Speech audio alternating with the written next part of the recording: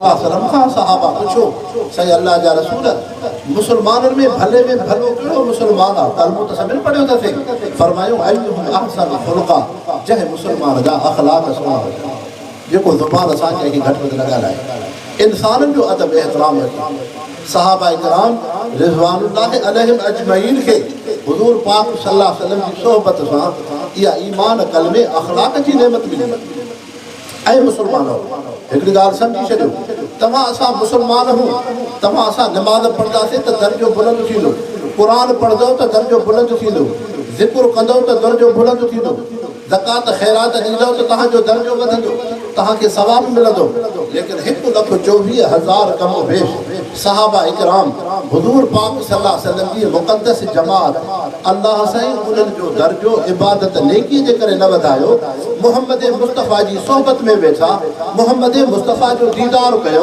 मोहम्मद मुस्तफ़ा ते कलमो पढ़ियो ओ उन सोहबत ऐं संगत जे करे अल्लाह साईं सहाबा जो दर्जो आलिमन दीनदारन अब्दालन वलियन कुतुबन खां बि रब वधीक सुभान अल्लाह रब वधीक रखियो मोहम्मद मुस्तफ़ा फरमायो लौ अनफक़तुम मिस्ल उहुदिन मिन ज़हबिन मा युबाशिरु मुद्द अहदिन मिन असहाबी फरमायो मुंहिंजा उम्मतियो तव्हां कहिड़ा बि मुसलमान थी वञो नेक निमाज़ी दीनदार बणिजी वञो तव्हां उहुद जबल जेतिरो सोन जेतिरो उहुद जबल ग़ालिबन 3 मील उहुद जबल आहे एतिरो तव्हां सोन अल्लाह जे रस्ते में ख़ैरात कयो मोहम्मद मुस्तफ़ा फरमायो तव्हांजे मुक़ाबले में मुंहिंजे सहाबी बसेर कणक जा अल्लाह जे रस्ते में ॾिना हुजनि त मुंहिंजे सहाबीअ जा बसेर तव्हांजे उहुद जबल सोन खां वधीक रब वटि अहमियत रखंदा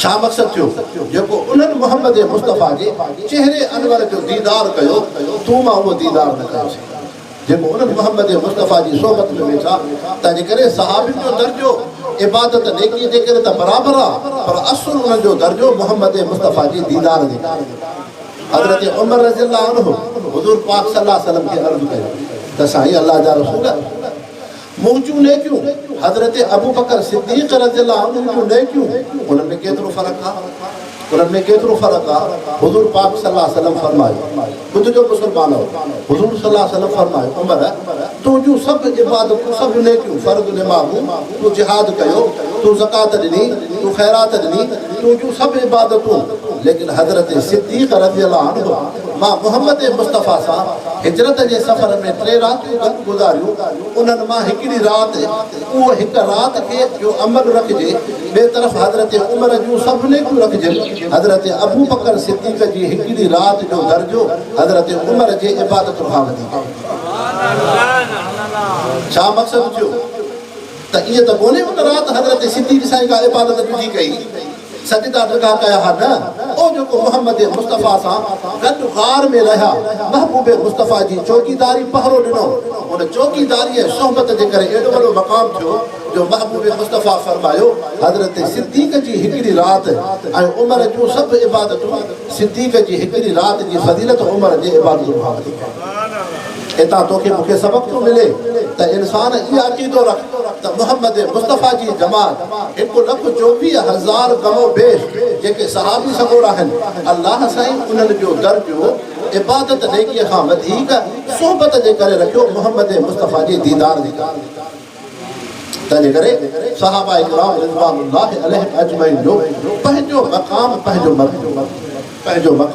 मर्तबो आहे हुज़ूर अनवर सल्लल्लाहु अलैहि वसल्लम फरमायो इन्न अल्लाह अख़्तार ली असहाब जीअं रब मूंखे चूंडियो आहे ईअं 1,24,000 सहाबा जी जमात रब मूंखे चूंडे ॾिनी आहे पोइ जेको फमन अहबहुम फबिहुब्बी अहबहुम उन्हनि सां मुहबत रखे थो ॼण मां सां मुहबत अथनि फमन अबग़दहुम फबिबुग़्ज़ी अबग़दहुम जेको मुंहिंजे सहाबा खां नफ़रत करे थो ॼण मां मुहम्मद खां उन्हनि खे नफ़रत कयां बाबा मां दरगाह हाले जी शरीफ़ जो आहे ख़बर आहे न सभिनी खे पोइ असांजे दरगाह जो को फ़क़ीर हुजे को मुरीद हुजे को उनखे घटि वधि ॻाल्हाए गार गंद ॾे मां खां बर्दाश्त थींदो छो नथो बर्दाश्त थिए असांजी दरगाह जो फ़क़ीर आहे मुरीद आहे त पोइ मूंखे उन्हनि खे तव्हां घटि वधि ॻाल्हाईंदो मूंखे तकलीफ़ ईंदी ईअं मोहम्मद मुस्तफ़ा फरमायो सहाबी मुंहिंजा मुरीद मुंहिंजा शागिर्द आहिनि मुंहिंजे सहाबा मां कंहिंखे घटि वधि ॻाल्हायो ॼण तव्हां मां अलाह जे रसूल खे ईज़ा तकलीफ़ था तंहिंजे करे इंसानो थोरी घणी शइ ते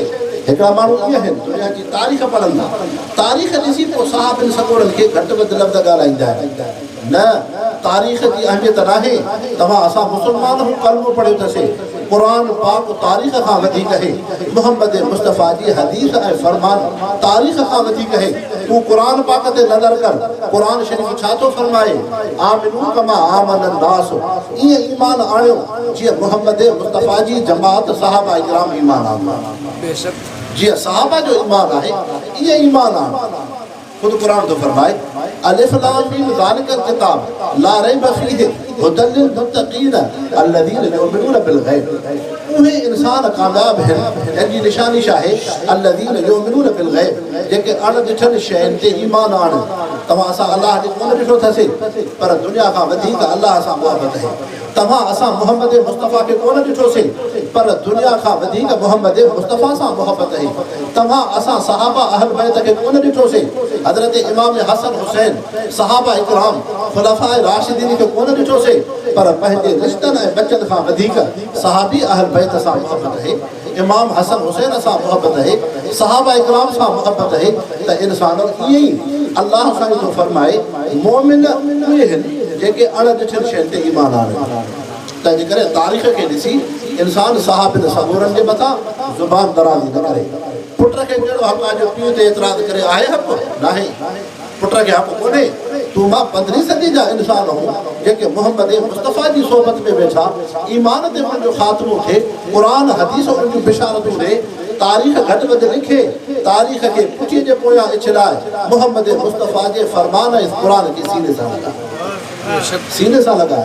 हाणे सम्झो हिकिड़ा माण्हू थोरो घणो एतिराज़ कंदा आहिनि, बाक़ी कुझु सफ़र आहे। तव्हांजी ख़िदमत में थोरी ॻाल्हि थो अर्ज़ु कयां। हज़रत अहल बैत जी मोहब्बत में हिकिड़ा इंसान हज़रत अमीर मुआविया रज़ियल्लाहु अन्हु, हज़रत अबू सुफियान रज़ियल्लाहु अन्हु खे घटि वधि ॻाल्हाईंदा आहिनि। हिकु ॻाल्हि सम्झी छॾियो, इहे सहाबी आहिनि, ईमान ते उन्हनि जी ज़िंदगी गुज़री आहे। कीअं? हज़रत अमीर मुआविया रज़ियल्लाहु अन्हु कातिबुल वही सहाबी आहे, क़ुरान पाक खे जंहिं लिखियो हुज़ूर पाक सल्लल्लाहु अलैहि वसल्लम जो सालो आहे। उनमें हबीबा रज़ियल्लाहु अन्हा मुहम्मद मुस्तफ़ा जी जेका घरवारी आहे, अबू सुफियान रज़ियल्लाहु अन्हु जी न्याणी आहे, हज़रत मुआविया जी भेण आहे। हज़रत मुआविया रज़ियल्लाहु अन्हु जी भेण आहे। हज़रत मुआविया मुहम्मद मुस्तफ़ा जो सालो आहे। तंहिंजे करे थोरो सम्झिजो, हिकिड़ियूं जंगियूं लॻियूं, जंगे जुमल, जंगे सिफ़ीर, जंगियूं लॻियूं। उन्हनि जंगनि में हेॾो बि सहाबी आहे, होॾो बि सहाबी आहे। हिकिड़े पासे खां हज़रत अली रज़ियल्लाहु अन्हु हुआ, ॿिए पासे खां अम्मा आयशा हज़रत मुआविया रज़ियल्लाहु अन्हु हुआ। हाणे हिकिड़ा माण्हू इन्हनि जंगियुनि खे ॾिसी उहे चवंदा आहिनि त हज़रत अली सां ई हक़ ते हो, जेके हिन जे साम्हूं हुआ न, अम्मा आयशा, हज़रत मुआविया, ॿिया सहाबी, इहे सभु नाहक़ ऐं बातिल ते हा। हिकिड़ी ॻाल्हि सम्झो, उन्हनि जी जंग इस्लाम कुफ़र ते न हुई, उहा जंग इस्लाम कुफ़र ते न हुई, इज्तिहादी जंग हुई। हदीस पाक में आहे अञा इहा जंग नाहे लॻी, हुज़ूर पाक सल्लल्लाहु अलैहि वसल्लम जन जे आॾो सहाबी सॻोरा वेठा आहिनि। महबूब मुस्तफ़ा फरमायो, ॿुधिजो, महबूब मुस्तफ़ा फरमायो, ओहो जेको फरमायो त तव्हां मां हिकिड़ो, फरमायो तव्हां मां हिकिड़ो मुसलमाननि सां विढ़ंदो जंग कंदो, मुसलमाननि सां, इहे कोन फरमायो काफ़रनि सां, फरमायो मुसलमाननि सां विढ़ंदो। हज़रत अबू बकर सिद्दीक़ सहाबी सॻोरो हिकिड़ो आयो, चए साईं कंहिंजे मुताबिक़ त हज़रत अबू बकर सिद्दीक़ आयो, चए साईं मां विढ़ंदो मुसलमाननि सां, फरमायो तूं न आहे। हज़रत उमर साईं आयो, चए साईं मां विढ़ंदो मुसलमाननि सां, चए तूं न आहे। त पुछो केरु आहे? हज़रत अली रज़ियल्लाहु अन्हु जूतो पिया ॻंढनि, सुई में धाॻो विझी जूते खे टोपो पिया ॾियनि, जुतीअ खे ॻंढनि पिया। फरमायो ओ जेको जुतीअ खे ॻंढे थो न, इहो मुसलमाननि सां विढ़ंदो। छा मक़सदु थियो? इहा हुज़ूर पाक सल्लल्लाहु अलैहि वसल्लम पेशगोई ॿुधाई त जंग जुमल, जंग सिफ़ीर जा वाक़िया थींदा, हेॾा बि मुसलमान, होॾा बि मुसलमान। हाणे उन हदीस पाक में हुज़ूर पाक सल्लल्लाहु अलैहि वसल्लम ईअं फरमायो आहे, ओ इहो जुतियुनि ॻंढण वारो मुसलमाननि सां विढ़ंदो, कोन फरमायो काफ़रनि सां विढ़ंदो। मालूम छा थियो? हेॾा बि मुसलमान, होॾो बि मुसलमान। हज़रत जॾहिं इहा जंग लॻी, हेॾो बि क़तल थियो, होॾो बि क़तल थियो। हिकिड़ो शख़्स आयो हज़रत अली रज़ियल्लाहु अन्हु जी ख़िदमत में, ॾिठई हेॾे बि बाग थी मिले, नमाज़ थी थिए। आयो हज़रत अमीर मुआविया, अम्मा आयशा वारनि जी उन जथे में काफ़िले में ॾिठई, उन बि नमाज़ जो वक़्तु त बाग अचे पई, नमाज़ अचे पई। हेॾे बि क़ुरान थो पढ़िजे, होॾे बि क़ुरान थो पढ़िजे, हेॾे बि निमाज़ थी पढ़िजे, होॾे बि निमाज़ थी पढ़िजे, हेॾे बि बाग़ थी अचे, होॾे बि बाग़ थी अचे। इन वक़्त में उन शख़्स हज़रत अली रज़ियल्लाहु अन्हु खे अर्ज़ु कयो, साईं तव्हां मां हक़ ते केरु आहे? फरमायो ॿई टोला जन्नती आहिनि। हज़रत अली रज़ियल्लाहु अन्हु फरमायो ॿई जमात जन्नती आहिनि, जेके मुंहिंजे तरफ़ां आहिनि इहे बि जन्नत में, जेके अम्मा आयशा हज़रत मुआविया जे तरफ़ां आहिनि उहे बि जन्नत में। हज़रत साद हज़रत तलहा बदरी सहाबी थे, बदरी सहाबा के हुज़ूर सल्लल्लाहु अलैहि वसल्लम जन्नत की खुशखबरी ॾिनी। जॾहिं इन जंग जुमल में हज़रत तलहा हज़रत साद शहीद थिया, अम्मा आयशा जे तरफ़ां हज़रत अली रज़ियल्लाहु अन्हु आया, मथो आया, अखियुनि मां रुड़क पिया हारनि।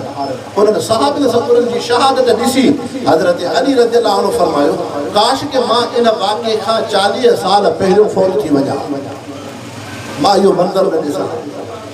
तो मुसलमानों की हदीस पाक है, तारीखी गालियों ना है, हदीस शरीफ है। अहिड़े तरीक़े सां हज़रत मुआविया रज़ियल्लाहु अन्हु जेको ख़लीफ़ो थियो, उन पंहिंजे पुट यज़ीद खे मुंतख़िब कयो। यज़ीद हज़रत इमाम हुसैन रज़ियल्लाहु अन्हु सां ज़ुल्म कयो, अहल बैत सां ज़ुल्म कयो, बराबर यज़ीद मलून आहे, लानती आहे। लेकिन हुज़ूर पाक सल्लल्लाहु अलैहि वसल्लम छा फरमायो? फरमायो त मुंहिंजो हिकिड़ो पुटु हज़रत हसन बिन अली, हज़रत हसन बिन अली अल्लाह साईं इन खां इहो कमु वठंदो